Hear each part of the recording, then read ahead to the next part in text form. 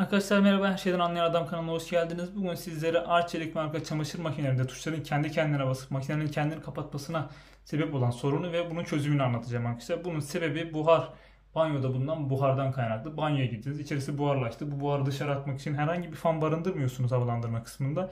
O zaman bu buhar elektronik karta bulaşıyor, nemleniyor ve bu hataya sebep oluyor. Bunun çözümü ise çok basit. Tıraş foto makinesini alıyorsunuz ya da herhangi bir ısıtıcı fark etmez. Bu kartın olduğu, bluetooth kartın olduğu kısmı makineyi kapatıp ısıtıyorsunuz.